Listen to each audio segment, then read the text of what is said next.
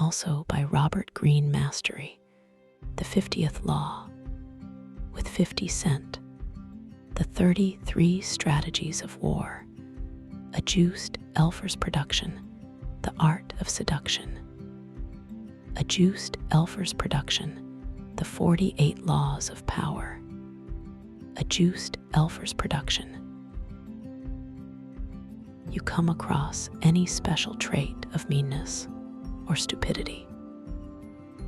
You must be careful not to let it annoy or distress you, but to look upon it merely as an addition to your knowledge, a new fact to be considered in studying the character of humanity. Your attitude towards it will be that of the mineralogist who stumbles upon a very characteristic specimen of a mineral. Arthur Schopenhauer rough out the course of our lives. We inevitably have to deal with a variety of individuals who stir up trouble and make our lives difficult and unpleasant. Some of these individuals are leaders or bosses, some are colleagues, and some are friends. They can be aggressive or passive-aggressive, but they are generally masters at playing on our emotions. They often appear charming and refreshingly confident, brimming with ideas and enthusiasm, and we fall under their spell. Only when it is too late do we discover that their confidence is irrational and their ideas ill-conceived. Among colleagues, they camp those who sabotage our work or careers out of secret envy, excite to bring us down. Or they could be colleagues or hires who reveal to our dismay that they are completely out for themselves, using us as stepping stones. What inevitably happens in these situations is that we are caught off guard, not expecting such behavior. Often these types will hit us with elaborate cover stories to justify their actions or blame hand scapegoats. They know how to confuse us and draw us into a drama they control. We might protest or become angry, but in the end, we feel rather helpless. The damage is done. Then another such type enters her life, and the same story repeats itself. We often notice a similar sensation of confusion and helplessness when it comes to ourselves and our own behavior. For instance, we suddenly say something that offends our boss or colleague or friend. We are not quite sure where it came from, but we are frustrated to find that some anger and tension from within has leaked out in a way that we regret. Or perhaps we enthusiastically throw our weight into some project or scheme, only to realize it was quite foolish and a terrible waste of time. Or perhaps we fall in love with a person who is precisely the wrong type for us, and we know it, but we cannot help ourselves. What has come over us? We wonder in these situations. We catch ourselves falling into self-destructive patterns of behavior that we cannot seem to control.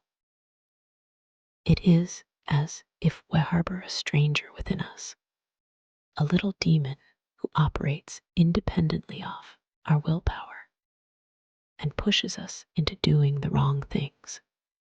And this stranger within us is rather weird, or at least weirder than how we imagine ourselves. What we can say about these two things, people's ugly actions and our own occasionally surprising behavior, is that we usually have no clue as to what causes them. We might latch onto some simple explanations. That person is evil, a sociopath, or something came over me. I wasn't myself. But such pat descriptions do not lead to any understanding or prevent the same patterns from recurring. The truth is that we humans live on the surface, reacting emotionally to what people say and do.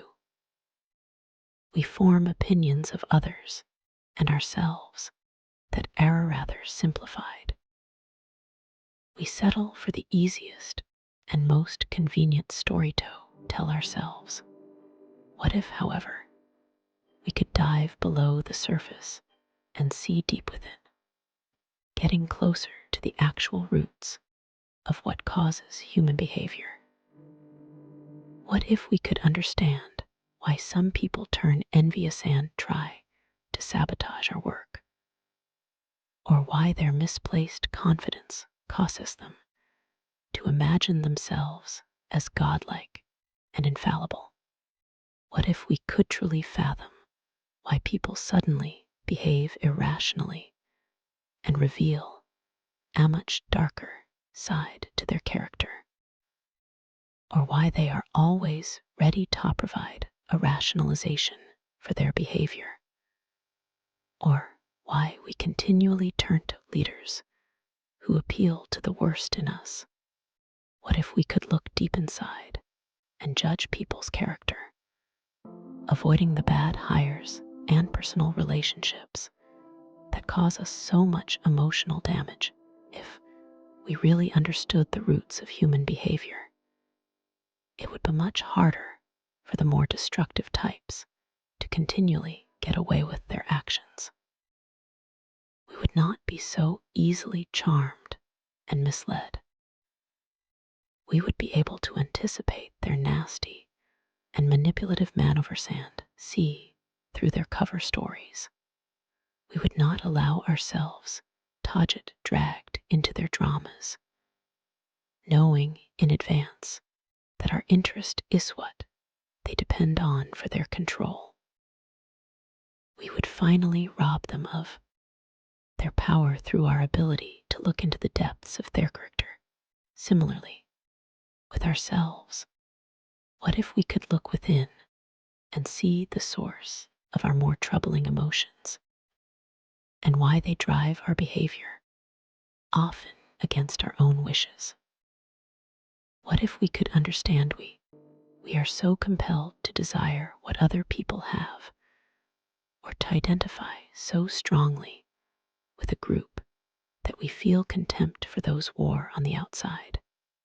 What if we could find out what causes us to lie about who we are, or to inadvertently push people away, being able to understand more clearly that stranger within us would help us to realize that it is not a stranger at all, but very much a part of ourselves, and that we are far more mysterious, complex, and interesting than we had imagined. And with that awareness, we would be able to break the negative patterns in our lives, stop making excuses for ourselves, and gain better control of what we do and what happens to us.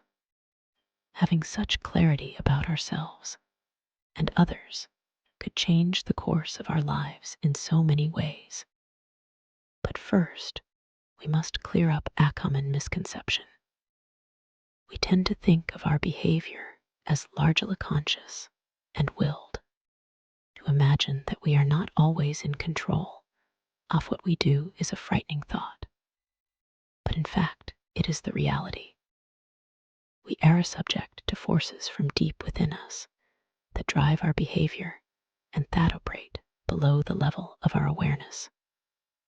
We see the results, our thoughts, moods, and actions, but have little conscious access to what actually moves our emotions and compels us to behave in certain ways. Look at our anger, for instance. We usually identify an individual or a group as the cause of this emotion. But if we were honest and dug down deeper, we would see that what often triggers our anger or frustration has deeper roots. It could be something in our childhood or some particular set of circumstances that triggers the emotion. We can discern distinct patterns if we look. When this or that happens, we get angry.